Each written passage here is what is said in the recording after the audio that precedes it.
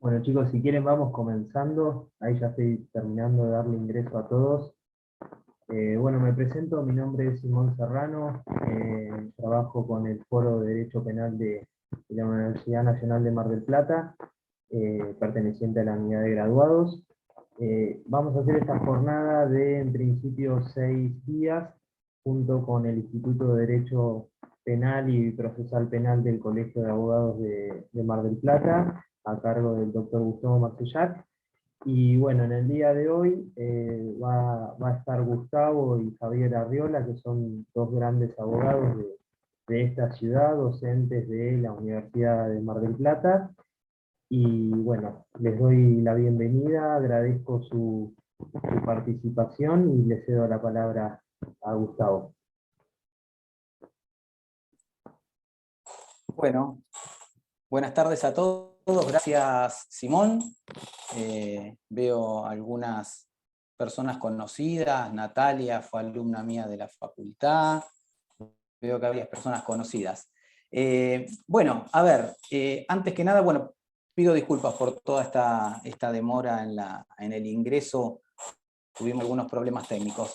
Antes que nada, bueno, quería explicarles un poquito cómo llegamos a esto. Desde el Colegio de Abogados de Mar del Plata, la Secretaría Académica nos pidió al Instituto de Derecho, en realidad nos pidió a todos los institutos que integran el colegio la posibilidad de organizar algún ciclo de talleres destinado a personas que quieran o colegas que quieran iniciarse en alguna de las ramas del derecho, y por eso desde el Instituto de Derecho Penal pensamos en este taller que tiene en realidad una finalidad práctica. O sea, la idea no es que esto se termine transformando en una charla dogmática, sino en un intercambio de opiniones. La idea es hacerles llegar, en la medida de las posibilidades, situaciones prácticas que se van a encontrar en el ejercicio de la profesión, por lo menos dentro del ámbito penal,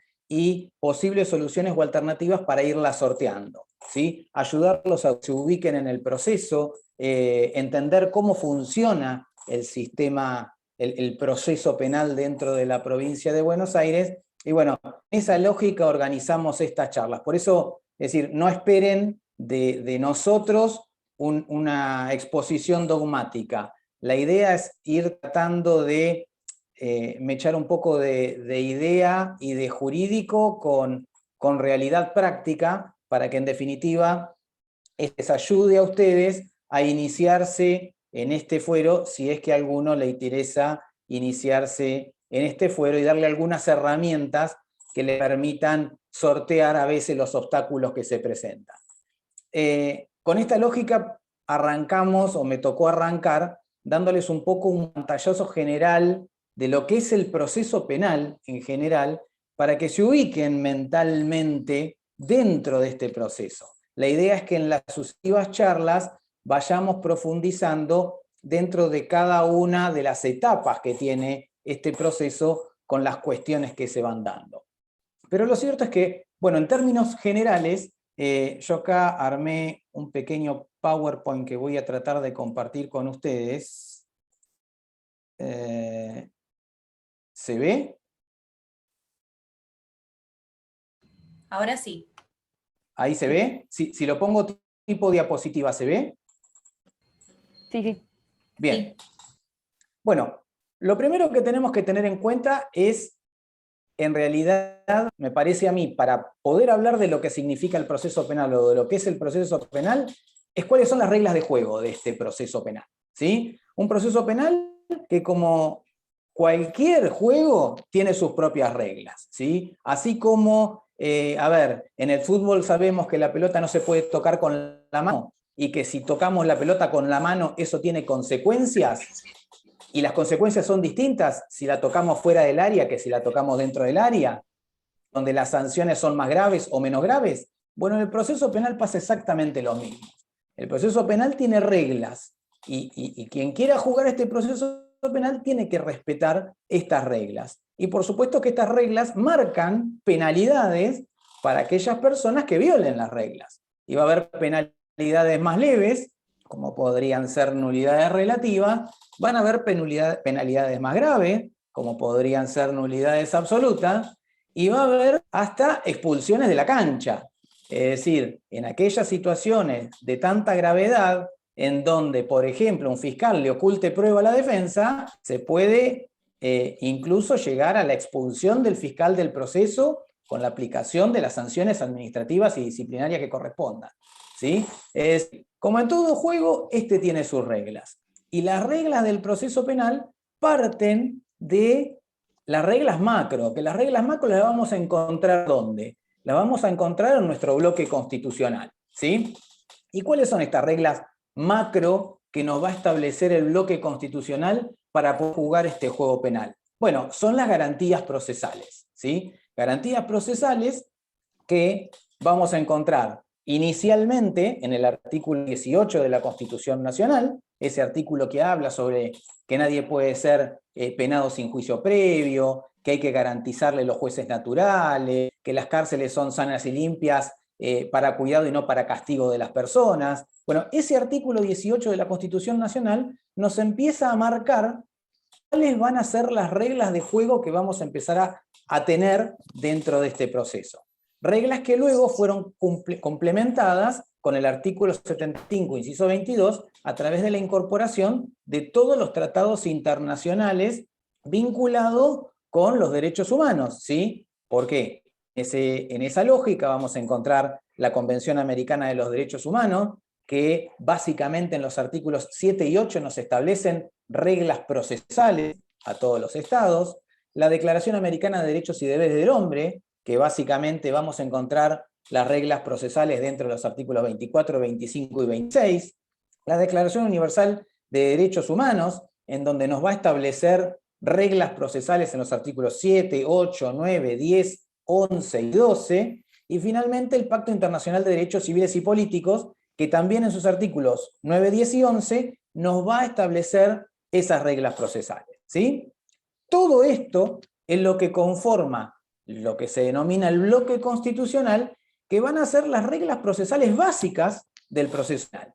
Que es importante que las entendamos, porque sobre la base de estas reglas básicas es que se construye todo el proceso penal, y sobre la base de estas reglas básicas, si uno las entiende, es que luego va a tener su lógica cada uno de los institutos de derecho procesal penal que vamos a ir viendo. Todas estas reglas, a nivel local, pretendieron ser incorporadas dentro del Código de Procedimiento Penal de la Provincia de Buenos Aires en los primeros artículos, justamente aquellos artículos que hacen referencia a las garantías procesales, ¿sí? El artículo 1, el artículo 2 y el artículo 3, básicamente. ¿Y cuáles son estas reglas básicas, digamos, del proceso? Bueno, estas reglas básicas son las garantías procesales. Juicio previo, ¿sí? ¿Qué entendemos que entender? Y sus derivados, ¿no? El principio de inocencia, el principio de favor rey. Y uno dice, bueno, juicio previo, sí, lo que dice la Constitución. Nadie puede ser penado sin juicio previo. ¿Pero qué se traduce esto en la práctica? ¿De qué hablamos cuando hablamos de juicio previo en la práctica? ¿Qué incidencia tiene este concepto de juicio previo, de principio de inocencia y de favor rey en la práctica procesal? Bueno, esto tiene incidencia directa, por ejemplo, en materia de medidas cautelares, ¿sí? Por eso es que la regla en el proceso penal es la libertad. ¿Por qué la regla es la libertad? Y la regla es la libertad de toda persona sometida a proceso porque tiene que ser considerada inocente hasta que una sentencia condenatoria firme diga que es culpable. Entonces, ya ahí se entiende cómo juega esta garantía de juicio previo, de principio de inocencia y de favor rey.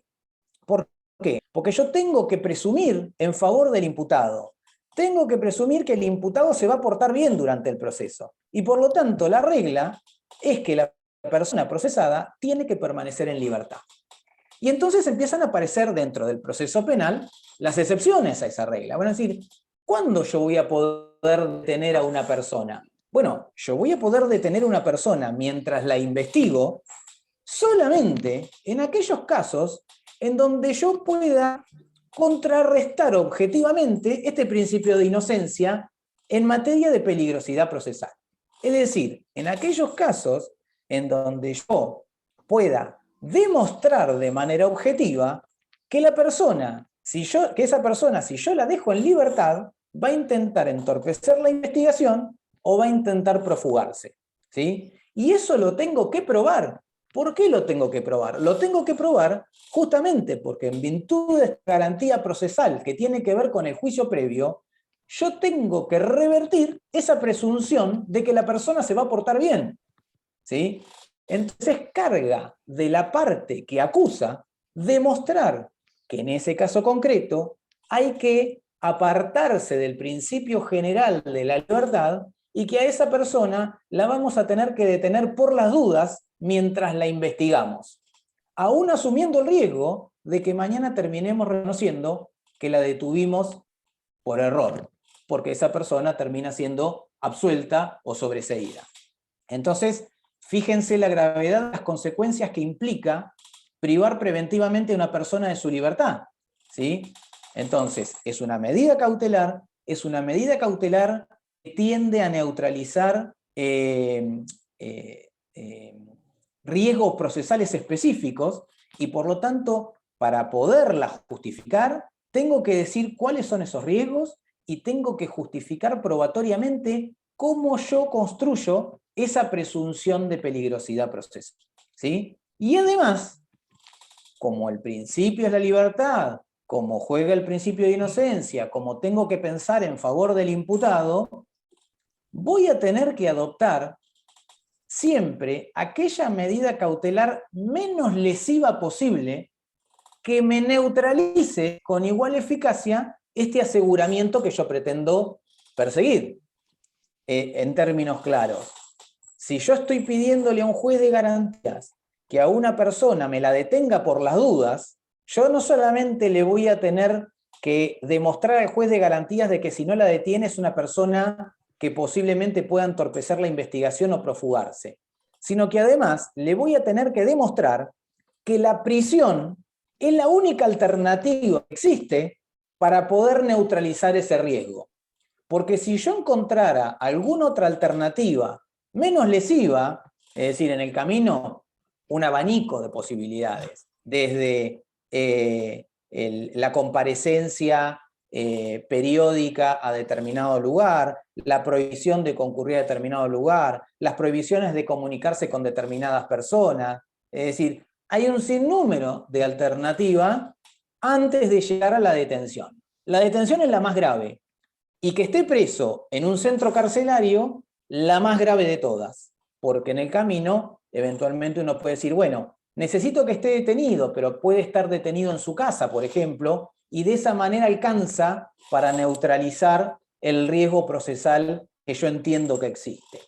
¿Se entiende? Entonces, cuando hablamos de juicio previo, no estamos simplemente hablando de que nadie puede ser considerado, nadie puede ser penado sin un juicio anterior, sino que ese concepto, esa garantía de juicio previo, se extiende a lo largo de todo el proceso, porque de ese juicio previo deriva el principio de inocencia, de ese juicio previo deriva el principio de favor rei, es decir, siempre tengo que presumir en favor del imputado, no en su contra, ¿sí? De ese principio, de esa garantía de juicio previo, deriva el hecho de que el principio sea la libertad durante el proceso y no la excepción. ¿Ah? Entonces, es importante, como primera de las reglas básicas de un proceso penal, lo que tenemos que entender por juicio previo, lo que tenemos que entender por sus derivados, el principio de inocencia, el principio de favor rei, y cómo esto va jugando en materia, por ejemplo, de medidas cautelares. Otra situación vinculada al juicio previo, a este principio de inocencia, y bueno, tiene que ver, por ejemplo, con la acreditación de determinadas situaciones fácticas que hacen a la imputación. Ejemplo, el concepto del imputado a los fines de determinar el monto de la pena. Salvo yo pueda acreditar que el imputado tiene mal concepto, tengo que presumir que el concepto es bueno, ¿sí? Salvo que yo pueda acreditar que el imputado tiene antecedentes penales, tengo que presumir que no los tiene. ¿Se entiende? Es decir, siempre, en función de esta regla, tengo que presumir en favor del imputado. Y cada vez que me encuentre o me enfrente frente a alguna situación en donde yo determinada circunstancia no la pueda tener por acreditada, ejemplo, tengo que resolver una excarcelación y no me llegaron el informe de antecedentes penales del imputado, y se me vence el plazo y la tengo que resolver. Bien, ¿tendré que resolver la excarcelación? Presumiendo que no los tiene. ¿Sí? Bueno, todo esto es una derivación de esta regla general, de esta garantía que está vinculada con el juicio previo. La otra garantía es la de juez natural. Esto de lo que habla la Constitución, de que nadie puede ser juzgado por comisiones especiales, de que tienen que intervenir los jueces que hayan sido designados con anterioridad al hecho del proceso. En definitiva, ¿qué es lo que se quiere decir con esto? Y que no me pueden imponer un juez específico para una causa concreta, ¿sí? A diferencia de lo que ocurre con un fiscal, en donde la Fiscalía General sí tiene facultades para asignar fiscales específicos para que intervengan en casos concretos, para asignarle a un caso más de un fiscal, para separar y unir fiscales. O sea, esa cuestión de administración de recursos se puede hacer dentro del ámbito del Ministerio Público Fiscal, no con los jueces, ¿sí? Las cuestiones de competencia están específicamente reguladas dentro del ordenamiento procesal. Y en materia penal, esas competencias van a estar vinculadas con la materia, ¿sí? De qué delito estamos hablando, si estamos hablando de delitos federales, estamos hablando de delitos comunes, si estamos hablando de delitos correccionales o estamos hablando de delitos criminales. Eso es lo que nos va a definir qué juez nos tocar en función de la materia. El territorio, dónde se cometió el delito, es decir, nosotros en materia penal se aplica el principio territorial, es decir, en principio interviene la justicia competente en el lugar donde el delito se cometió, ¿sí? Entonces esto nos va a fijar la competencia en función del territorio. Y finalmente, las cuestiones de conexidad. Conexidad objetiva, o sea, cuando hay conexidad de hechos, o conexidad subjetiva, cuando a una persona se le imputa más de un delito. Bueno, esto también permite determinar competencias en función de esa conexidad. Estas son las cuestiones reguladas de manera previa al hecho del proceso que nos van a definir a nosotros qué juez tiene que intervenir en cada causa concreta. Y uno dice, bueno, pero ¿a quién se le va a ocurrir quitar a una persona su juez natural? Bueno, se dan 1 millón de situaciones en los procesos penales que generan discusiones en orden a cuál es el juez natural que le corresponde intervenir en ese proceso, ¿sí? Por lo pronto, cuestiones de competencia. Si el delito es federal o es un delito común. Lugar de comisión de delito, ¿dónde se cometió el delito? ¿Qué pasa con los delitos informáticos? ¿Cuál es el lugar de comisión del delito informático? ¿Sí? Si una persona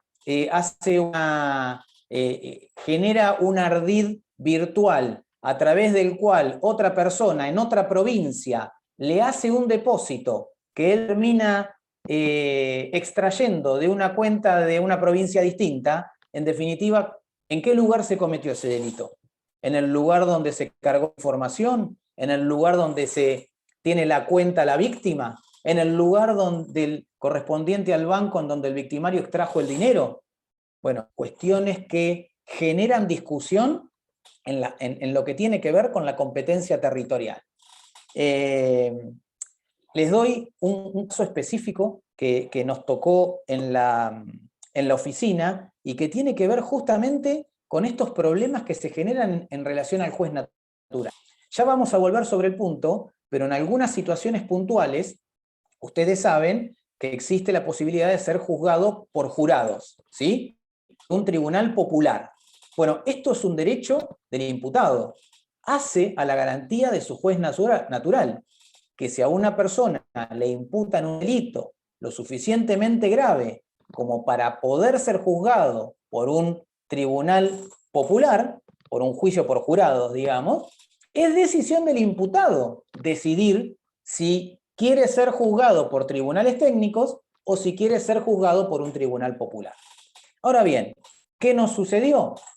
Que un fiscal, en la descripción de un hecho, describió un hecho lo suficientemente grave como para poder ser juzgado por un tribunal popular.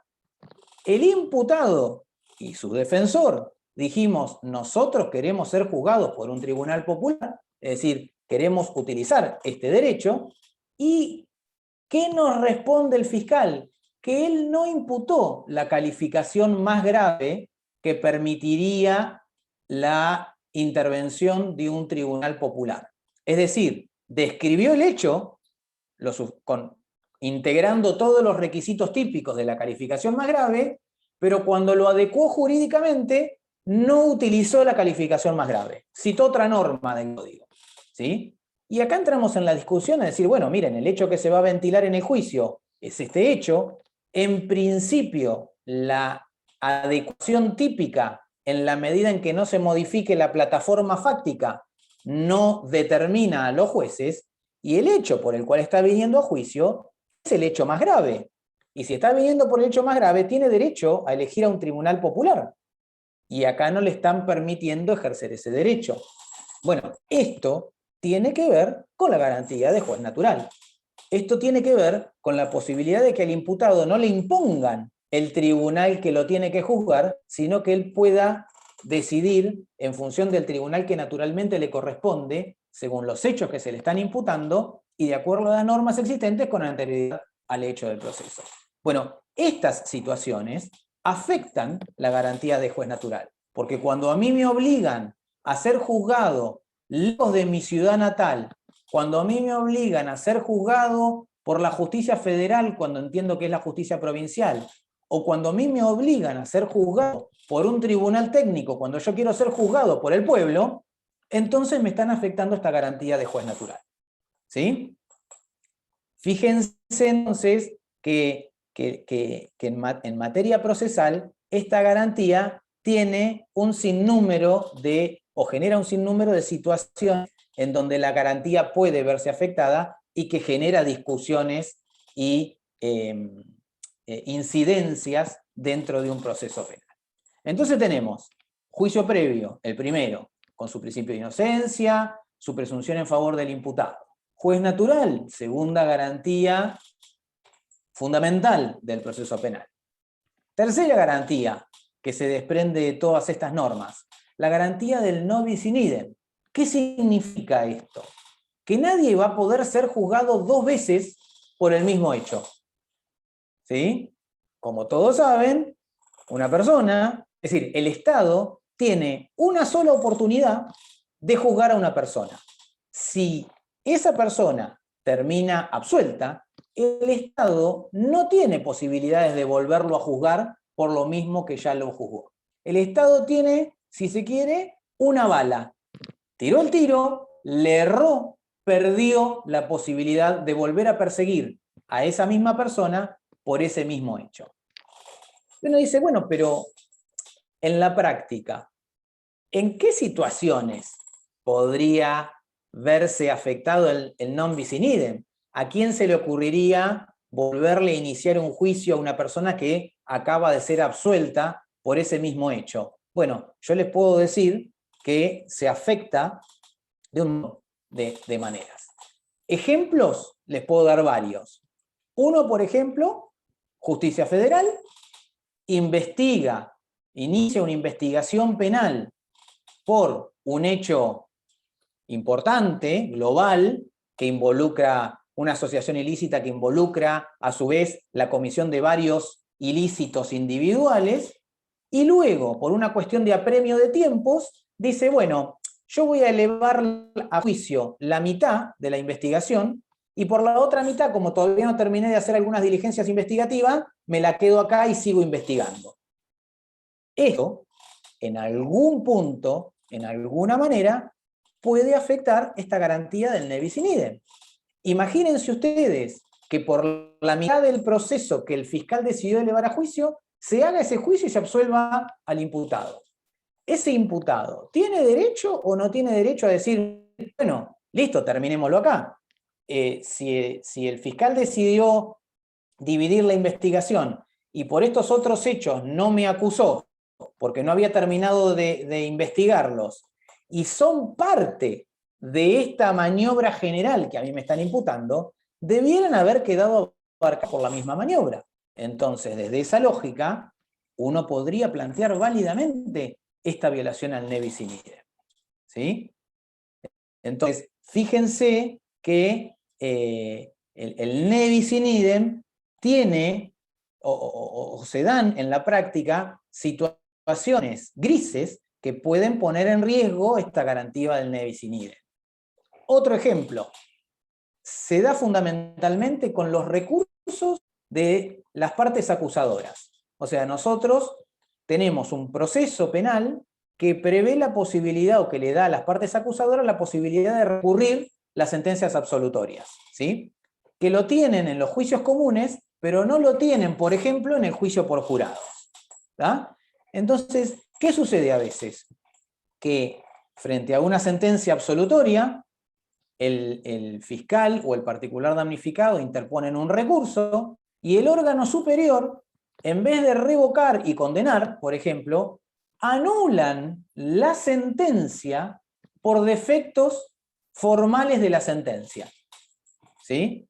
Y devuelven las actuaciones a la instancia anterior para que esa persona sea nuevamente juzgada. Ahora, desde el momento en que esa persona tuvo un juicio válido, una acusación válida y se defendió, ¿hasta dónde no tiene derecho a que se le dicte una sentencia definitiva? Es decir, ¿por qué vamos a exponer a esa persona a que transite otro juicio oral por lo mismo, cuando el juicio que le habían hecho era válido, la acusación era válida, la defensa era válida? En definitiva, se hizo un juicio válido y los jueces se equivocaron en la sentencia. ¿Sí? Van a ver que hay alguna parte importante de la doctrina y de la jurisprudencia que entiende que eso podría derivar en una violación a esta garantía del ne bis in idem, derivada de esta situación compleja que se genera cuando se les da a las partes acusadoras la posibilidad de recurrir una sentencia absolutoria. ¿Sí? Entonces, fíjense que no es tan lineal de decir, bueno, ¿a quién se le va a ocurrir juzgar a otra persona después de haber sido juzgada y absuelta? Bueno, sí, se dan situaciones grises en donde esta garantía del ne bis in idem puede verse afectada. Luego tenemos, por supuesto, la defensa en juicio. Es otra de las garantías, pilares fundamentales del proceso penal. ¿Y qué significa cuando hablamos de inviolabilidad de la defensa en juicio? Significamos que al imputado no solamente le tenemos que dar un defensor, si no puede pagar uno, le tenemos que dar uno de oficio, sino que le tenemos que garantizar que posea o el acceso a todos los medios materiales y humanos para poder ejercer esa defensa de manera eficaz. ¿Sí? Y esto puede llegar a generar, esto puede llegar a derivar en afectaciones a la defensa en juicio cuando, por ejemplo, a un defensor se lo aparta de la defensa unos días antes del debate. ¿Sí? El defensor que asuma la defensa en ese contexto no va a tener tiempo material de preparar un debate como corresponde. ¿Ah? Eso podría poner en crisis la garantía constitucional de la defensa en juicio.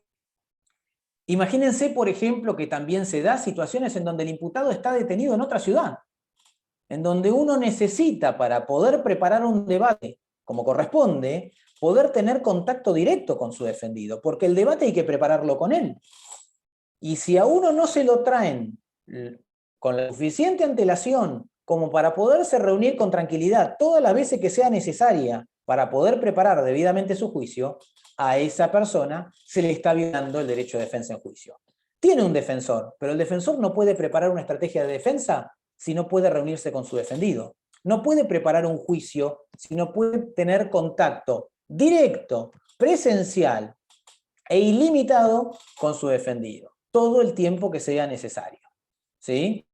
Esto tiene que ver con esta garantía de asegurar los medios necesarios para poder preparar esa defensa.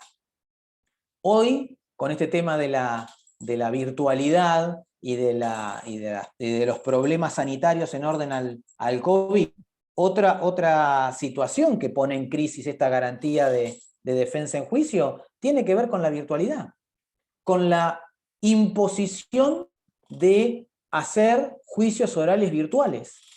Un juicio oral virtual impide ejercer el derecho de defensa como corresponde. O sea, estoy convencido que uno no puede interrogar o contrainterrogar a un testigo de la misma manera si lo tiene frente a sí que a través de una pantalla. ¿Sí?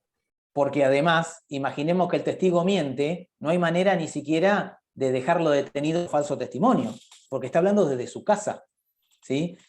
Piensen que, no sé, el 50% de la información que brinda un testigo en juicio es corporal, no verbal. Uno viendo al testigo presencialmente puede darse cuenta si miente, si esconde algo, todo por lo gestual. Entonces, verlo por la televisión, indudablemente, nos recorta todo ese universo de información que uno puede obtener en el debate y, por lo tanto, produce una afectación al derecho de defensa en juicio. ¿Esto qué significa? Que salvo que el defensor lo sienta porque entienda que en ese caso puntual su eficacia como defensor no se va a ver mermada por hacer el juicio de manera virtual, no lo pueden imponer hacer un juicio de manera virtual. ¿Sí? No le pueden privar de que su defendido esté al lado de él sentado en el juicio. ¿Tá? Porque eso afecta la posibilidad de ejercer la defensa de manera eficaz. Imagínense, por ejemplo, incorporaciones por lectura de actuaciones de la investigación penal preparatoria al debate frente a la oposición de la defensa. Esto también viola o afecta a la defensa en juicio, porque una declaración testimonial que un tribunal me permite incorporar un debate de manera leída es un testigo menos al que yo voy a poder confrontar en un juicio. Y como van a ver a lo largo de este taller, las reglas que rigen dentro de la investigación no son las mismas que la del debate. Entonces, durante la investigación, a mí nadie me va a dar la posibilidad de que yo contrainterrogue al testigo. Entonces, no me pueden privar de esa posibilidad en el momento del debate. Y si me incorporan esa declaración testimonial en forma escrita, entonces me están privando de confrontar al testigo y por lo tanto están cercenando el derecho de defensa en juicio. Entonces, fíjense la cantidad de situaciones que pueden darse que afecten la defensa. Lo que ustedes tienen que entender es que el hecho de que les dejen ser abogados defensores de una persona en un proceso no garantiza por sí solo la defensa en juicio si a ustedes no les permiten o les cercenan la posibilidad de tener acceso irrestricto al expediente, acceso irrestricto a su cliente, ¿sí? Acceso irrestricto a la prueba. ¿Tá? Si a ustedes les limitan la posibilidad de ofrecer prueba para ese juicio. Son todas situaciones que afectan el derecho de defensa en juicio. Debe entenderse que el expediente es una herramienta de trabajo. Los dueños del expediente no son ni los fiscales ni los jueces. El fiscal necesita el expediente tanto como nosotros, porque en el expediente es donde está la prueba y todos tenemos que poder tener acceso irrestricto a esa prueba. ¿Sí? Entonces, ténganlo en cuenta porque cualquier obstaculización a su ejercicio de defensa implicará una violación al derecho de defensa en juicio. ¿Ah? ¿Qué pasa con el plazo razonable? El plazo razonable es otra de las reglas macro que vamos a tener que respetar en un proceso penal. ¿Y qué significa este plazo razonable? ¿Y significa que yo tengo que juzgar a la persona? Sí. Ahí justo hay una... No sé quién me preguntó. Yo, Simón. Hay una pregunta en el chat, antes de pasar tal vez al próximo punto para no dejarla olvidada, que pregunta Juan Manuel si ante una sentencia absolutoria dictada en juicio por jurados no puede ser recurrida. Si bien ya le expliqué que vamos a tener una jornada completa de juicio, si querés responderle brevemente, así no se queda con la duda, y no se va con la duda, tal vez cómo es en la provincia de Buenos Aires, sabemos que todas las provincias están incluyendo en su ordenamiento jurídico el juicio por jurado, pero Gustavo te va a poder responder brevemente cómo es acá. Gracias, Gustavo. Sí, no, por nada, por favor, interrúmpanme las veces que sea necesario. Yo, como estoy compartiendo pantalla, no tengo la posibilidad de ir viendo el chat ni de verles la cara, así que interrúmpanme. O sea, esto, la idea es que lo charlemos, es un taller, insisto, no es una clase presencial. Efectivamente, ya vamos a llegar a la etapa de juicio en donde te van a explicar, o donde van a explicar cuáles son las reglas del juego del juicio por jurados, que tiene sus reglas de juego propias, ¿no? Pero en principio, en los juicios por jurados, las partes acusadoras no tienen posibilidad de recurrir a la sentencia. Solamente la defensa puede recurrir la sentencia condenatoria, pero no así las partes acusadoras de una sentencia absolutoria. Por eso digo que normalmente este problema que se da con las anulaciones de las sentencias dictadas por los tribunales se da en los juicios de jueces técnicos, que es en donde las partes acusadoras tienen la posibilidad de interponer recursos contra las sentencias de absolución. Pero ya vamos a volver, o ya vamos a llegar, cuando estemos en la etapa de juicio, al juicio por jurado particularmente, y a las reglas propias del juicio por jurado. Gracias, doctor. No, por favor. Insisto, cualquier cosa me interrumpen. Decíamos, la otra garantía tiene que ver con el plazo razonable. ¿Y esto qué significa? Y para que se entienda, nunca se va a poder lograr justicia si la justicia no llega rápido, ¿sí? Cuando el legislador habla de plazo razonable en un proceso penal, en realidad lo que trata es poner en evidencia o obligar a que esa sentencia absolutoria o condenatoria se dicte dentro de un plazo razonable que no está fijado en principio, salvo cuando hay personas privadas de su libertad, en donde hay términos fatales, pero dentro de un plazo razonable en atención a la complejidad de la causa. Esto es como, para tratar de poner un ejemplo, esto es como si uno tuviera un hijo y el hijo de chiquito me pinta tengo 2 hijos, y uno de mis hijos pinta las paredes de la habitación con fibra. Yo nunca supe, rezongué, puteé, nunca supe cuál de los chicos había sido, ¿sí? Y a los 15 años o a los 18, uno me dice, ¿sabés qué? Te tengo que confesar algo. ¿Te acordás cuando te habías enojado que yo había pintado la pared con fibra? Sí. Bueno, fui yo. Y entonces, que yo lo ponga en penitencia a los 18 años, ¿sí? Imagínense qué sentido puede llegar a tener esa sanción aplicada 15 años después. ¿Sí? Bueno, acá pasa, en la justicia penal pasa exactamente lo mismo. ¿De qué se trata esto? De gente que se porta mal, a la que la mandamos presa, ¿por qué? Porque le damos una penitencia. ¿Sí? No es ni más ni menos que eso. Una persona que hizo una travesura grave y que la vamos a poner en penitencia, la cárcel. ¿Sí? Si esa penitencia no llega junto con la travesura, la penitencia carece de sentido. ¿Sí? ¿Qué sentido de resocialización va a tener una pena que yo le aplico 15, 16, 20 años después a una persona? Es decir, piensen que a esa persona a la que le estoy aplicando esa pena, ni siquiera es la misma persona que cometió el delito. Ya cambió de vida, formó su familia, por ahí no tuvo nunca más un conflicto con la ley penal. ¿Sí? La pena deja de tener sentido como pena. Entonces, si sería una injusticia para el imputado, porque le estaría aplicando una sanción por la sanción misma que no va a tener ninguna finalidad resocializadora, ¿sí? Y sería una injusticia para la víctima, que en definitiva tampoco va a tener respuesta inmediata al conflicto del que fue víctima, ¿sí? Entonces, cuando hablamos de plazo razonable, hablamos de esto. Y no es una cuestión dogmática. Yo les puedo asegurar que en la práctica se da, sobre todo en la justicia federal. Pero sin ir a la justicia federal, hace unos meses atrás estuve sentado en un juicio en donde se estaba imputando una defraudación por un hecho cometido en el 2007. O sea, estamos hablando de un delito que tiene previsto una pena máxima de 6 años y estaba siendo juzgado en el 2021. ¡Juzgado!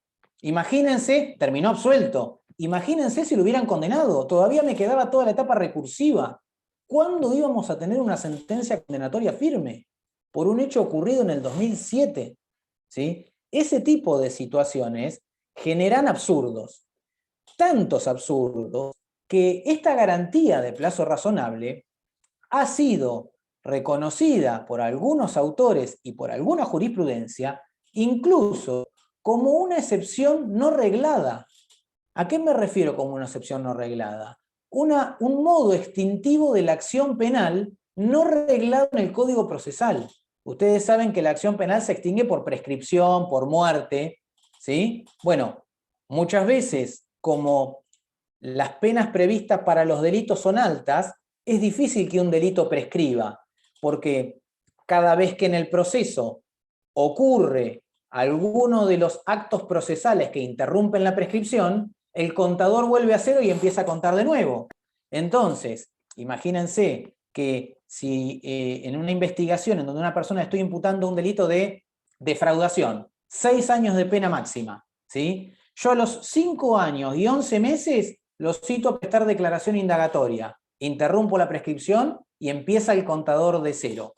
A los 5 años y 9 meses le hago el requerimiento de elevación a juicio. Y entonces otra vez el contador vuelve a cero y empezamos a contar de nuevo. A los 5 años y 11 meses el tribunal dicta la citación a juicio. Otra vez arrancamos de nuevo. Y así podemos llegar a los 20 años de proceso y la causa no se prescribió, ¿sí? Porque vamos interrumpiendo con cada acto interruptivo. Ahora, ¿es razonable estar 20 años para investigar una estafa? No. Entonces, algunos autores, insisto, y alguna jurisprudencia, con razón, dicen, bueno, paren, está bien, no está regulado legalmente la violación al plazo razonable como excepción procesal que me permita buscar un sobreseimiento por extinción de la acción. Ahora, esta violación al plazo razonable se apoya en estas reglas procesales constitucionales. Por lo tanto, si en un proceso se ha violado esta garantía de plazo razonable, la tenemos que considerar vigente, aunque no se encuentre arreglada, y la podríamos oponer como excepción que prive al Estado de poder seguir investigando ese hecho. ¿Por qué? Por violación al plazo razonable, por violación a esta garantía constitucional que significa juzgar en tiempo debido. ¿Sí? Entonces, téngalo en cuenta porque esta garantía de plazo razonable puede ser utilizada incluso como modo de extinción de la acción no reglada y ha sido aceptada. ¿Sí? Luego tenemos, bueno, la garantía de la doble instancia, es decir, que nosotros tenemos que garantizar al imputado la posibilidad de recurrir las decisiones, al imputado. Le tenemos que garantizar a las partes la posibilidad de revisar por lo menos una vez las decisiones que les son desfavorables, y dentro de esta garantía de la doble instancia, entonces tenemos, para eso vienen a ser los recursos, ¿sí? Ahora, bueno, ¿qué garantía le vamos a reconocer a quién? ¿Quién tiene derecho al recurso? ¿Solo el imputado? ¿Las partes acusadoras también? Bueno, el uso del derecho al recurso de las partes acusadoras en algunos casos genera problemas, ¿sí? Por violación al ne bis in idem. ¿Qué situaciones se pueden dar en la práctica que puedan reñirse con esta garantía de la doble instancia? Bueno, volvemos al caso de las acusaciones, de los recursos interpuestos por las partes acusadoras, ¿sí? Volvemos a este caso de recurso, imagínense ustedes, recurso de casación interpuesto contra una sentencia absolutoria por el particular damnificado o el fiscal, ¿sí? Va a casación. Casación le da la casación, que está obligada a doble instancia y por lo tanto asegurar el conocimiento pleno del recurso, ¿sí? Ustedes saben que a medida que vamos subiendo en las etapas recursivas, la posibilidad de discusión se va achicando. Es como un cuello de botella que se va angostando, y yo no puedo llegar a la Corte de la Nación a discutir todo, ¿sí? De la misma manera en que no puedo discutir todo en la Corte de Provincia. Esa posibilidad de discusión plena se me da solamente en la doble instancia. Es decir, lo que la garantía de la doble instancia implica es que yo tenga la posibilidad de lograr, aunque sea una revisión completa de mi sentencia. ¿Y a qué me refiero con revisión completa? Que se pueda revisar los hechos, que se pueda revisar si el fundamento, si la prueba invocada realmente acredita los hechos, si está acreditada mi participación, es decir, todos los extremos que se ventilan en un juicio, debería tener la posibilidad de revisarlos en esa doble instancia, con las limitaciones propias de la falta de inmediación que implica el hecho de que el tribunal que interviene en la instancia revisora no estuvo presente en el juicio y por lo tanto mucha información se la va a perder, ¿sí? Pero esta teoría del máximo de rendimiento del recurso implica esto: garantizarle a la parte que el tribunal revisor, dentro de sus posibilidades, ingrese a tratar todas las cuestiones que sean materia de agravio por parte del recurrente.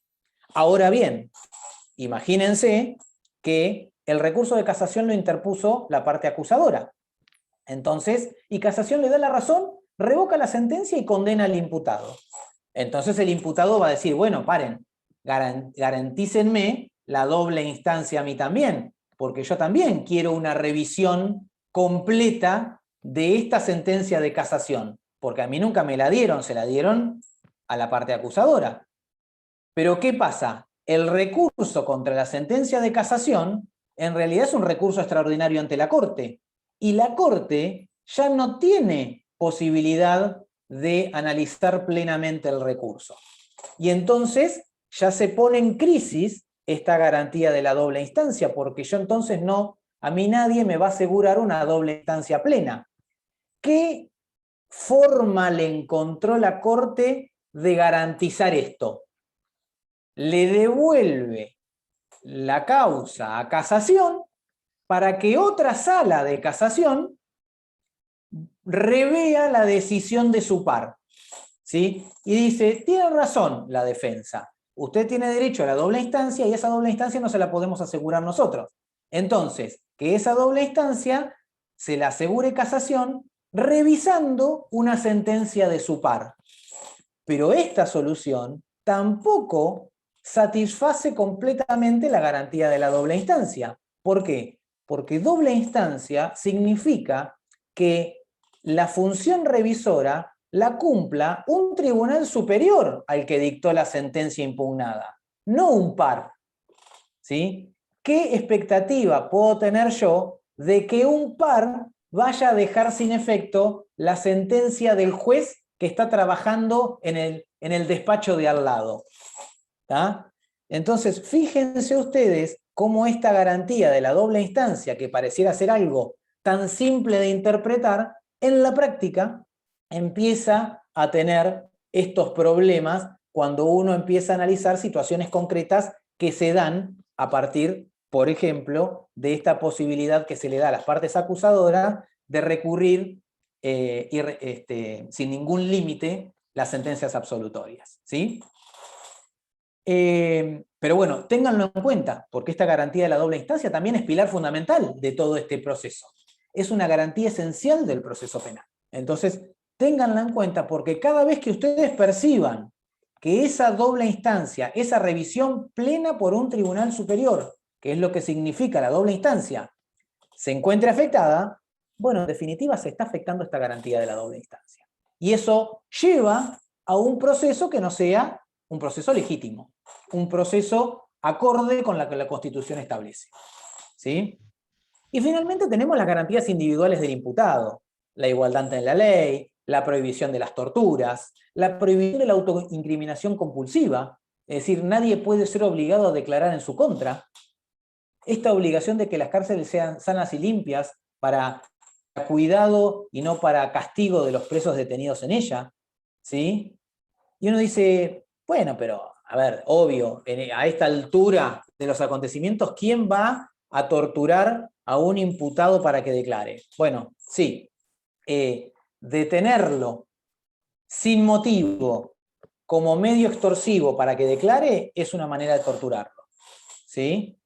Obligarlo a que aporte información en su contra, aunque no declare, es una manera de violar la autoincriminación compulsiva, ¿sí? Por eso es que yo, fiscal, tengo que definir quiénes van a ser los imputados, y a esos imputados no le puedo pedir que me den información, no le puedo pedir que me aporten documentación, porque los estaría obligando a que me aporten prueba en su contra, y estaría violando esta prohibición de la autoincriminación compulsiva. Y en este capítulo de la autoincriminación compulsiva entran las discusiones en torno a las cuestiones que tienen que ver con el imputado como objeto de prueba.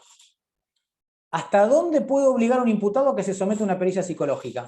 ¿Hasta dónde puedo obligar a un imputado a que aporte material genético?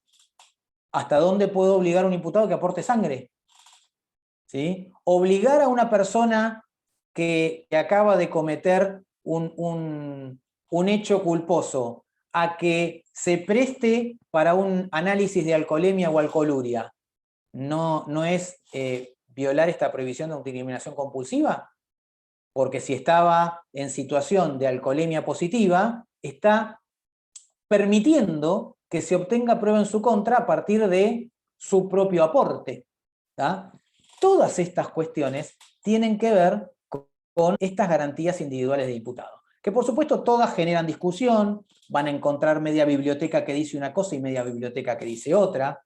Esta obtención de material genético, bueno, en algunos casos se las pretende justificar de alguna manera, en algunos hechos, y realizada de determinada forma, y aún así sigue siendo cuestionable, pero son todas cuestiones que afectan estas garantías individuales del imputado dentro del proceso penal, ¿sí? Esto tiene que ser tenido en cuenta fundamentalmente cuando el imputado declara, ¿sí? Porque cuando se cita a una persona a prestar declaración, la negativa no puede ser utilizada en su contra, pero las pavadas que diga, sí. ¿Sí? Cuando uno decide estratégicamente si el imputado va a declarar o no va a declarar, que se supone que tiene que hacerlo después de haber podido tener una entrevista tranquila y por el tiempo que sea necesario con él, y después de haber visto las pruebas que hay en el expediente, cuando uno decide hacerlo, tiene que tener en cuenta esto, que no hable no puede ser utilizado en su contra, pero lo que diga sí. Entonces hay que pensar bien, ¿qué vamos a hacerle decir al imputado? ¿Sí? ¿O qué no vamos a hacerle decir al imputado? Sobre todo teniendo en cuenta que no declara bajo juramento. Puede decir lo que quiera, ¿tá? Porque de hecho no declara bajo juramento. ¿Tá? ¿Puede mentir un imputado? Claro que puede mentir un imputado. Y esto no es afectación a ninguna regla de juego. Justamente porque hace su derecho de defensa. Dice lo que quiere, y si no quiere decir algo, no lo dice. Ahora, lo que tiene que saber es que lo que diga sí puede ser utilizado en su contra. ¿Tá? Entonces, todas estas cuestiones las tenemos que tener en cuenta al momento de analizar qué medidas está disponiendo el fiscal, si estas medidas están afectando o no están afectando esta prohibición de autoincriminación compulsiva del imputado. ¿Qué vamos a hacer con el imputado? Si va a declarar, si no va a declarar. Si va a aportar información, si no va a aportar información. Si va a acompañar documentación o no va a acompañar ni documentación. ¿Sí? Desde el punto de vista del fiscal, tenemos que saber cómo buscar esa información. Si yo sé que esa persona puede eventualmente ser imputada, no puedo pedírsela, se la tengo que ir a buscar. Tengo que pedir una orden de allanamiento y secuestrársela. Porque si la obtengo pidiéndosela a él y mañana termina siendo imputado, esa prueba no se la voy a poder oponer en su contra. porque lo obtuve de manera ilegal, violando esta prohibición de autoincriminación compulsiva. ¿Sí? Entonces, tenemos que manejar bien estas reglas de juego para entender cómo funciona la lógica del proceso penal. ¿Sí? Con esto en claro, todo lo demás sigue la suerte que se deriva, o la lógica que se deriva de estas premisas básicas. ¿Tá? Perdón, tengo una Premisas consulta. básicas que además se dan en un contexto particular. ¿Cuál es ese contexto particular? Un proceso penal que en nuestra provincia decidió ser acusatorio.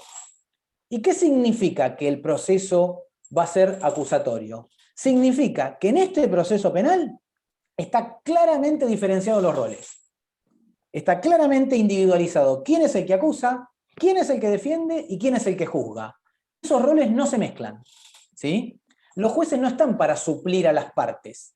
Los jueces no están para juzgar si la estrategia de la fiscalía es buena o es mala, si la estrategia de la defensa es buena o es mala. Cada uno tiene su estrategia y sabe por qué la hace. Y si se equivoca, tiene que asumir las cargas de su propia equivocación. Perdón, Gus, ahí Por eso tenías es... una pregunta. Decime. Sí, Catalina. Perdón, no sé si se escucha el micrófono. Sí, se escucha, Catalina, decime. No, respecto a la autoincriminación compulsiva, perdón por la voz, estoy congestionada, pero me queda como una cuestión de, o sea, es cuestionable la situación, porque por ahí con el tema del test de alcoholemia, por ahí no sé si se puede probar en un juicio después de alguna otra forma que estaba alcoholizada la persona. O por ahí se puede probar, pero contrarresta no tener un test de alcoholemia, eso. Y bueno, sí, es decir, ¿tiene el imputado derecho a no soplar la pipeta? Tiene derecho a no soplar la Sí, pipeta. obvio. Pero no frustraría todo el proceso. Y pero bueno, clínicamente la intoxicación alcohólica también genera, por ejemplo, manifestación clínica. Bueno, que el médico lo revise y diga si tiene manifestaciones clínicas compatibles con la alcoholemia. ¿Sí? Es más, vas a encontrar algunos que van a decir, no, en estos casos concretos, justamente por lo que decís vos, en estos casos concretos, y bueno, la extracción de sangre no es una invasión tan grave de la garantía de la autoincriminación y por lo tanto yo la considero válida. Bueno, yo no sé. Eso pensaba, hasta qué punto eso no frustra el proceso, digo. Y bueno, asumir los riesgos de que se te frustre el proceso. Está bien. ¿Sí? Es decir, Lo que pasa, como que pesa más. ¿Cómo?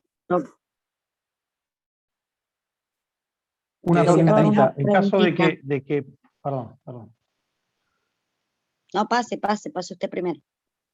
No, lo que yo opino, como defensores, a nosotros nos conviene que una alcoholemia nos dé positivo, en caso de que no sea una causa contravencional, por ejemplo. Bueno, nos conviene nos conviene no tener alcoholemia. O sea, convenir es no tenerla la alcoholemia, porque la alcoholemia positiva después la tenés que discutir. Pero bueno, la vía para discutir una alcoholemia positiva tiene que ver con esta garantía de la autoincriminación compulsiva. Es decir, hasta dónde se le dio a esa persona el derecho a decidir si quiere aportar prueba en su contra o no quiere aportar prueba en su contra. ¿Qué diferencia hay en obligarlo a declarar en su contra que a obligarlo a que aporte prueba en su contra? Es exactamente lo mismo. Si a la persona le tengo que garantizar el derecho a que diga yo no quiero declarar, ¿por qué no le voy a garantizar el derecho a que diga yo no quiero aportar prueba en mi contra? ¿Sí? Si yo se lo saco de manera compulsiva, y bueno, esa extracción es cuestionable. Desde mi punto de vista, es cuestionable. De todas formas, chicos, quédense tranquilos que vamos a tener un capítulo y una jornada completa también específico de sobre prueba, eso. ¿sí? Así que, Gus, si querés ir cerrando para que Javi... Sí, comience. avanzo, así le doy la posibilidad a Javi también. Bueno, el tema de las cárceles limpias, de las cárceles sanas y limpias a la que habla la Constitución como garantía individual, también es un tema a tener en cuenta porque nuestra realidad carcelaria no lo es. Nuestra realidad carcelaria está a años luz de la realidad carcelaria que exige la Constitución Nacional. Entonces uno dice, bueno, ¿y cómo puedo hacer valer esta garantía? Porque la realidad es que las personas las siguen mandando a las cárceles. Bueno, pero al momento de fijar la pena a imponer, los jueces no pueden ser ajenos, desde mi punto de vista, a la realidad a la que estoy sometiendo a esa persona. ¿sí? Yo no puedo dejar de tener en cuenta que a esa persona no la estoy mandando a esa cárcel sana y limpia a la que dice la Constitución, sino que la estoy mandando a una jaula inmunda en donde yo tengo que considerar por lo menos esa ilegitimidad como compensación de los años que le pensaba dar, ¿sí? O sea, entre el mínimo y el máximo, necesariamente tiene que forzarme como circunstancia atenuante de pena la realidad de nuestro sistema penitenciario. ¿Tá? Lo tengo que tener en cuenta, porque no estoy cumpliendo con la... O sea, es una verdad de pedorullo que las cárceles no son como la Constitución dice. Entonces, si por lo menos en parte esa pena va a ser ilegítima, porque no la van a estar cumpliendo donde en el establecimiento carcelario que la Constitución pregona, bueno, por lo menos compensémosela un poco con el tiempo de detención que le voy a dar. ¿Sí? Es decir, me parece que son cuestiones que... Hola. Son cuestiones que tenemos que tener en cuenta y que están vinculadas con esto. Bueno, y todo esto que decía, entonces, en el contexto de un proceso que es acusatorio, en donde tenemos roles claramente determinados, ¿sí? Un fiscal que acusa, un defensor que defiende y un juez que juzga, pero que juzga al imputado, no que juzga al fiscal ni que juzga al defensor, ¿sí? Un juez que como un árbitro en un partido de fútbol no se puede ponerse la camiseta del equipo que va perdiendo y empezar a patear para el otro lado. ¿Se entiende? Es decir, en un juicio, un fiscal presenta mal el caso y el juez no puede salir a remontar una estrategia mal planteada por un fiscal. Si el fiscal no puede probar su caso porque no se preocupó, porque es negligente, porque no buscó la prueba, por lo que sea, o porque no sabe preguntar, en definitiva el juez tiene que absolver si él entiende que no se pudo demostrar el hecho. No salir a remontarlo, no suplir la inactividad del fiscal preguntándole a los testigos lo que el fiscal no pregunta, ¿sí? Porque eso es violar este principio acusatorio que es el que rige nuestro sistema penal, ¿sí? ¿Cuál es otra derivación de este principio acusatorio? Que los jueces en principio no podrían resolver nada de oficio, que los jueces resuelven a petición de parte. Por lo tanto, si un fiscal no pide la detención, ningún juez la puede disponer, ¿sí? Si las partes se ponen de acuerdo en algo, el juez en principio no lo puede cuestionar, ¿sí? Si las partes decidieron suscribir, y ya van a ver de qué se trata, un acuerdo de juicio abreviado en donde pactaron una pena, le guste o no le guste al juez, va a tener que aplicar esa pena. No puede aplicar una mayor porque le parezca que está mal la pena que pusieron las partes, ¿sí? Justamente porque las riendas del proceso no las tiene él. ¿Tá? Es un juez que resuelve a pedido de parte. Una parte pide, otra parte se opone, él resuelve. Si las dos partes están de acuerdo en algo, directamente tiene que decir sí. Si las dos partes se pusieron de acuerdo para que una persona se vaya en libertad, lo único que tiene que hacer es otorgarla, ¿sí? Para que se den una idea, lo único que podría analizar un juez es la legalidad de un acuerdo entre partes, pero no el contenido del acuerdo, aunque no esté de acuerdo con el contenido del acuerdo, ¿sí? Bueno, esto tiene que ver con este principio acusatorio que rige el proceso penal. Y en todo este contexto, en donde tenemos garantías, en donde tenemos reglas propias de un sistema acusatorio, lo último que falta es la actuación de las partes. El fair play de los juegos, ¿sí? De cualquier juego, es la lealtad procesal en el proceso penal, ¿sí? Yo tengo que jugar con lealtad. Tengo todas estas herramientas para jugar, pero tengo que jugar con lealtad con la contraparte. Sobre todo el fiscal, que no me puede ocultar prueba favorable a la defensa, ¿sí? Bueno, esto es el fair play, la lealtad procesal del proceso penal. Bueno, en esta lógica, y ya para terminar, el proceso está dividido esquemáticamente en 4 etapas, ¿sí? Una primera etapa que es la que se denomina la investigación penal preparatoria, la etapa inicial, la etapa informal, la etapa donde el fiscal busca esos elementos de prueba mínimos necesarios para evaluar si se encuentra ante un caso lo suficientemente grave como para llevarlo a un juicio o no, o merece descartarse, ¿sí? Esa es la investigación penal preparatoria. Luego tenemos una etapa intermedia, que es una etapa de discusión sobre la acusación del fiscal. Si el fiscal realmente tiene, si el fiscal entendiera que tiene mérito para pretender llevar su caso a juicio, bueno, se abre esta etapa intermedia en donde el juez de garantía que interviene en esta primera...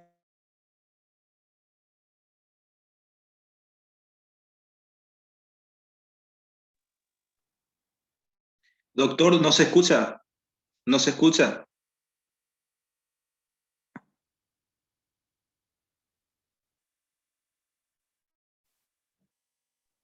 ¿Hola? Sí, Gus, ahora sí. ¿Hola? Tal vez se había cortado la señal. ¿Ahora sí? Ah, ahí está. Bueno, después de la etapa intermedia tenemos la etapa de juicio propiamente dicha, que es la etapa central del proceso penal. Es la vedette del proceso penal.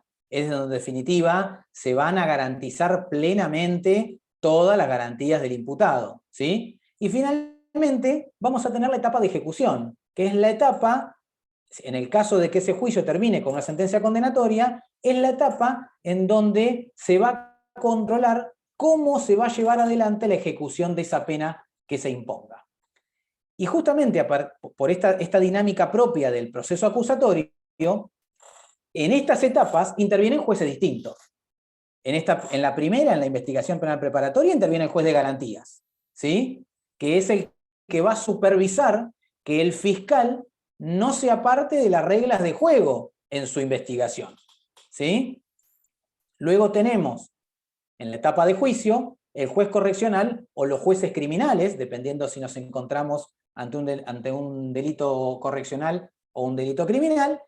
Y finalmente, en la etapa de ejecución va a intervenir otro juez distinto, que no fue ni el juez que dictó la prisión preventiva, ni el juez que lo juzgó, sino que va a ser el juez que se va a encargar simplemente de controlar la ejecución de esa pena. Ahora bien, esta primera etapa preparatoria, ¿cuándo arranca o cómo arranca? ¿Arranca de oficio, a partir de la constatación de un delito, o arranca a partir de una denuncia? ¿Sí? ¿Y hasta dónde se extiende? Y se extiende hasta la requisitoria de elevación a juicio o hasta que se dicta el sobreseimiento. Y esto tiene unas características propias que tenemos que entender y que son distintas de las características de la etapa de juicio. ¿Por qué? La característica principal es que la dirección de esta etapa la tiene el fiscal. Es decir, las partes le tenemos que pedir al fiscal las medidas de prueba y el fiscal es el que las tiene que proveer. Siempre, por supuesto, por imposición legal, actuando con objetividad, ¿sí? Ahora bien, ¿y qué pasa si el fiscal no actúa con objetividad? Bueno, todo lo que haga el fiscal dentro de este proceso va a estar monitoreado por un juez de garantías. Un juez de garantías que no va a estar comprometido con la investigación, porque no es parte de la investigación, porque él no investiga.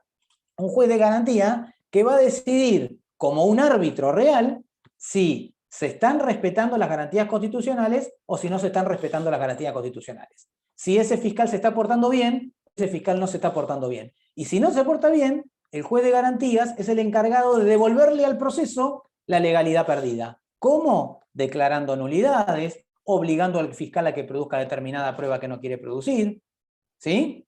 Bueno, toda esa primera etapa va a estar monitoreada por un juez de garantías. ¿Y cuáles son las características fundamentales de esta primera etapa? Primero, que es informal, ¿sí? A diferencia de cualquier otro trámite judicial, el proceso penal en esta primera etapa es absolutamente informal, pero tan informal que no hay notificaciones formales.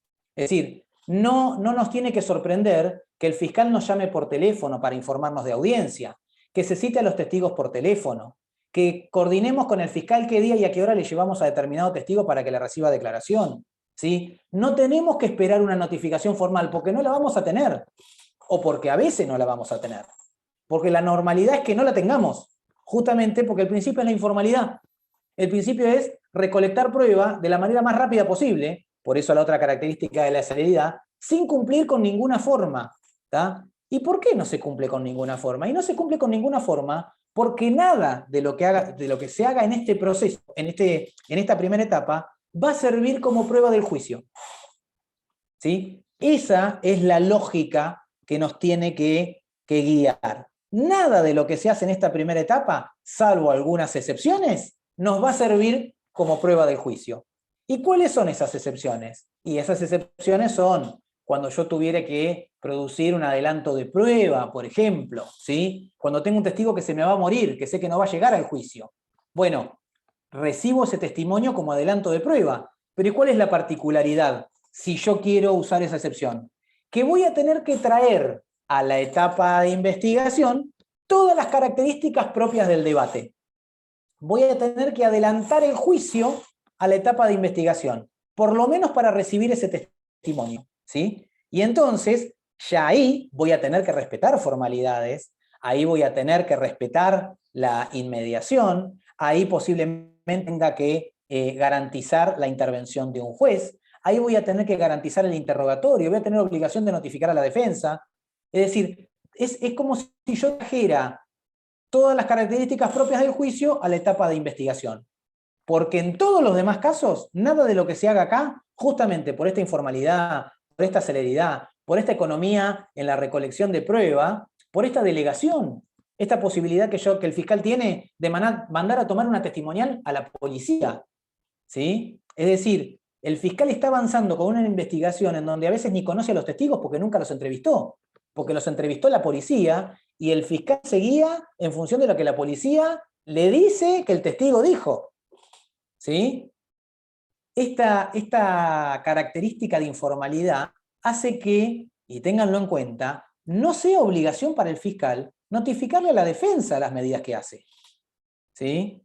Y dice, pero ¿y cómo no me va a notificar de la diligencia? Entonces no puedo preguntar. Y no, si vos no estás encima del proceso y no te enterás por la tuya, o no lo pedís expresamente y el fiscal con lealtad procesal te informa cuando las va a realizar, no tiene obligación de notificar.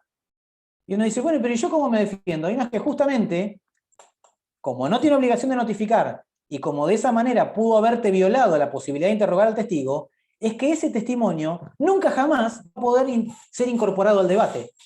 Si el fiscal pretende utilizar ese testigo para fundar una sentencia condenatoria, va a tener que traerlo nuevamente al debate.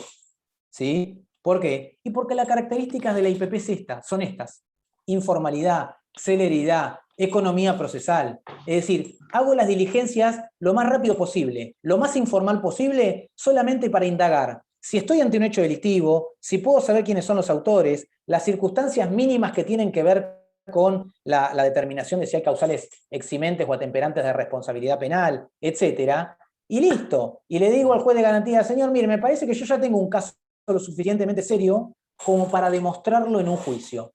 Y en ese juicio es donde voy a tener que probarlo como corresponde.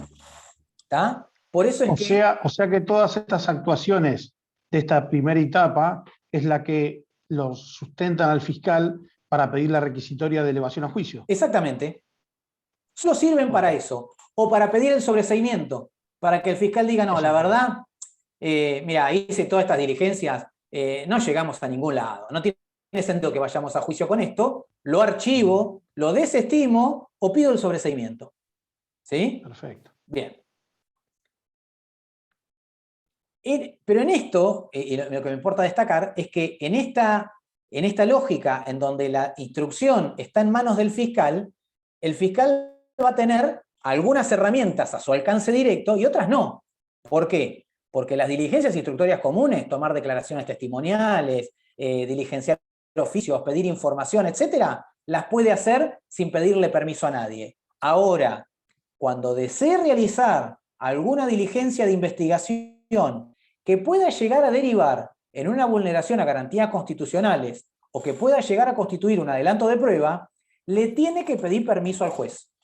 ¿Sí? ¿Eso qué significa? Que el fiscal va a tener, si el fiscal dice, y yo para avanzar acá necesitaría allanar este domicilio y secuestrar o intentar secuestrar determinada documentación. Bien, voy a tener que ir al juez de garantía y le voy a tener que decir al juez, señor juez, yo quiero que usted me dé una orden de allanamiento para esta casa. Y el juez de garantía me va a decir, pero ¿y por qué te voy a dar una orden de allanamiento de esta casa? ¿Qué tenés para justificar que yo viole la garantía de la inviolabilidad del domicilio de una persona. No, tengo, miren, esta prueba, esta constatación, etcétera, que nos dan a entender que en esa causa podríamos encontrar elementos vinculados con el delito. Y entonces el juez, que no está comprometido con esa investigación, analiza si efectivamente es razonable el pedido del fiscal y entonces libra esa orden de allanamiento, que no hay más ni menos que esa venia para que efectivamente viole una garantía constitucional como es un domicilio, ¿sí? O quiera intervenir una conversación telefónica, o quiera acceder al contenido de un teléfono, o quiera acceder al contenido de una computadora, o quiera detener a una persona, ¿sí? No la puede detener por él. Tiene que pedirle una orden de detención al juez de garantías, ¿sí? Pero en principio, todo lo demás lo puede hacer el fiscal de motu propio. Terminada esta etapa de investigación, como yo les decía, el fiscal va a tener un legajo en el que va a tener que analizar, bueno, ¿qué hago con esto?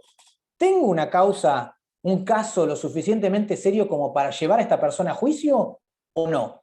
Si considero que sí, abro esta segunda etapa, que es la etapa de control de la acusación, en donde el fiscal se presenta ante el juez de garantía y le dice, señor juez, mire, acá tiene el legajo, para mí está para ir a juicio con esto. ¿Qué va a hacer el juez de garantía? Le va a correr traslado de la defensa y le va a decir, usted defensor, ¿qué opina de esto? ¿A usted le parece que hay elementos como para ir a juicio o no? Y esa es la posibilidad que tiene la defensa, o de no decir nada, en cuyo caso el juez eleva a juicio por medio decreto. Como yo les decía, los jueces son meros espectadores. Una parte pide elevación a juicio y la otra no dice nada, listo, a juicio, sin analizar. Ahora, si la defensa dice, no, juez, mire, a mí me parece que lo que dice el fiscal no tiene ni pie ni cabeza, que esta investigación que hizo no justifica pasar a la etapa que sigue, por lo que sea. Bueno, formula su oposición y ahí sí obliga al juez de garantía a que tenga que dictar una resolución de mérito. ¿Qué hago? ¿Le abro la puerta para que vaya al juicio o no le abro la puerta para que vaya al juicio? ¿Sí? Bueno, cualquier resolución que dicte el juez de garantía es apelable ante la Cámara de Garantía, sea que la abra o sea que no la abra. ¿Sí? Si no abre la puerta, dicta el sobreseimiento, por supuesto. ¿Está? Y después viene la etapa de juicio, que arranca con una elevación a juicio firme y que se extiende hasta el momento de la sentencia. ¿Sí? Es la etapa, como yo le decía, la vedette del proceso penal. Porque acá sí que las características esenciales de esta etapa son, a diferencia de lo que pasa con la etapa anterior, la oralidad, ¿sí? Todo se hace en forma oral, todo se hace delante de los jueces. La publicidad, ¿sí? La inmediación, acá no se puede mandar a tomar una declaración a la policía. Las declaraciones las tienen que tomar los jueces adelante de ellos. Ellos tienen que estar presentes en todo acto procesal que se realice durante el juicio. Nunca van a poder resolver por lo que otro les cuenta. Van a resolver por lo que ellos mismos advierten directamente a través de sus sentidos. ¿Sí? Sí. Dara, hola, ¿te puedo interrumpir? Dara. Decime, Dara. Con el horario. Ya termino, lo dejo a Javi. Además, no, lo vamos a dejar a Javi para el martes que viene, porque son las 8 menos 20. Sí. Pero más que nada, con este tema en etapa de juicio, aclararles, por si les quedan dudas, eso que vamos a tener una jornada donde se va a hablar de esto, es verdad. Es verdad. No te hagas problema. De todo esto se va a hablar, pero quiero que entiendan la lógica en el sentido de que fíjense qué diferencia hay entre esta etapa y la etapa anterior. ¿Sí? Es decir, es como que cambian las reglas del juego. Nos ubicamos en una situación particular en donde ya las características del proceso cambian considerablemente. Porque acá sí, sin contradicción no hay defensa en juicio. Sin concentración, es decir, todo se trata de hacer en una única audiencia o en las audiencias sucesivas que sean necesarias para resolver la cuestión. ¿Está? Y, fundamentalmente, igualdad de armas. Acá ya no existe la posibilidad de que el fiscal produzca la prueba que quiere y que a la defensa no se le dé la posibilidad de producirla. Acá el fiscal pasa a ser una parte más y a todos se les tiene que garantizar la misma posibilidad de producir prueba. ¿Sí? Bueno, esta etapa de juicio, como habíamos visto, va a ser llevada a cabo por un juez correccional o por un tribunal criminal, dependiendo de la gravedad del delito de que se trate. Si tiene menos de 6 años, interviene la justicia correccional. Si es mayor de 6 años, tribunal criminal. ¿Sí? Ahora bien, ya van a ver cuando vean el juicio, actualmente los tribunales criminales también están facultados para intervenir de manera unipersonal, es decir, que no haya 3 jueces en algunos supuestos. Son los supuestos también en donde podría darse intervención del jurado popular, o sea, del juicio por jurado. Todas situaciones que van a ver cuando vean la etapa de juicio propiamente dicha y las características. ¿Sí? Finalmente, en actos principales de esta etapa que ya los van a ver, los ofrecimientos de prueba, la audiencia preliminar, en donde entre otras cosas se va a discutir sobre esa prueba, todo oral, ¿sí? Es decir, todo se hace de manera oral. Audiencia preliminar, ¿qué es? Y es la audiencia preparatoria del juicio, donde las partes se van a sentar y van a ir a defender la prueba que propusieron. ¿Por qué hay que producirla? ¿Por qué no? Uno se opondrá y dirá, no, esa prueba no se puede producir, esta sí, esta no, esta es conducente, esta no. Y después se hace el debate, ¿sí? En donde en un juicio oral y público se resuelve si la persona es culpable y se dicta una sentencia condenatoria, o si es inocente y se dicta una sentencia absolutoria. Este trámite de debate se puede hacer mediante un trámite ordinario o mediante el trámite de juicio por jurados. Ya van a ver las características de cada uno, ¿sí? Bueno, esto era básicamente lo que yo les quería explicar como para que se ubiquen, por lo menos mentalmente, dentro de un proceso. La idea es que a partir de ahora empiecen a ver cuestiones puntuales de cada una de esas etapas, en particular por orden cronológico en la medida de sus posibilidades. Es decir, vamos a empezar a hablar de la investigación, vamos a seguir por la etapa intermedia, por el juicio y por la etapa de ejecución y las cuestiones que se van a ir dando en cada una de esas etapas. Quedo abierto a las preguntas que quieran, si es que se pueden hacer ahora o no. Te dejo... No hay problema, pueden hacer las preguntas de forma que escribimos en el chat, o si alguno quiere tomar la palabra, avisa. También en el caso de que queden preguntas para la próxima jornada, no va a haber problema. ¿Alguien quiere decir algo? Perdóname, Javi, me excedí un poco. No, qué perdonable, al contrario, estuvo espectacular. La verdad que estuviste muy claro y una introducción increíble. Así que te felicito, muy buena. Bien, si no hay preguntas, gracias Gustavo, clarísimo todo. Un pantallazo súper claro y general para poder avanzar ahora en las jornadas que vienen. Les decimos a todos que hoy, bueno, Javier, que nos estaba acá esperando, pasa para el martes que viene a la misma hora. El martes que viene vamos a ver las primeras interacciones con el cliente, con el potencial cliente, en el caso de Javier, sí, que va a dar cliente imputado, y Simón Serrano, que en el caso de cliente cuando es particular damnificado, representación de la víctima. Y después va a estar la doctora Alonso Proto, que nos va a dar medidas de coerción y los posibles morigeraciones y beneficios en esa instancia, en la prisión preventiva, plazos y requisitos, la audiencia del 168 bis, distintas estrategias que se pueden tomar según la etapa y según el proceso. Y con respecto a los chicos, por las dudas en esto de las interacciones, se va a hablar de cómo se toma vista de causa, cómo es la designación, la aceptación del cargo. En lo de primera etapa también se va a ver exhibición de presión, va a haber así un poco de todo. Quedan, después de la jornada que viene, 4 jornadas más, los martes a las 6 de la tarde. El que quiere volver a ver esta charla, la unidad de graduados tiene un canal de YouTube, en donde esto queda grabado.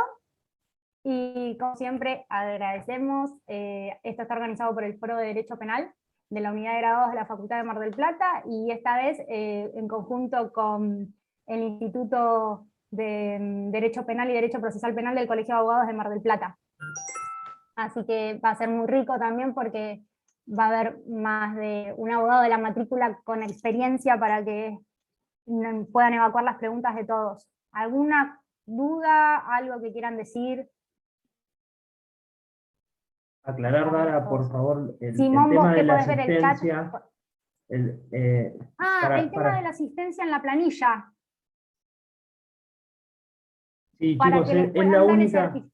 es la única forma que tenemos de poder corroborar Certificar o de la alguna asistencia. manera controlar la asistencia para poder emitir los certificados, así que es la única forma que tenemos y por favor, esto lo digo para que Llenen la no planilla que crean, está en el chat.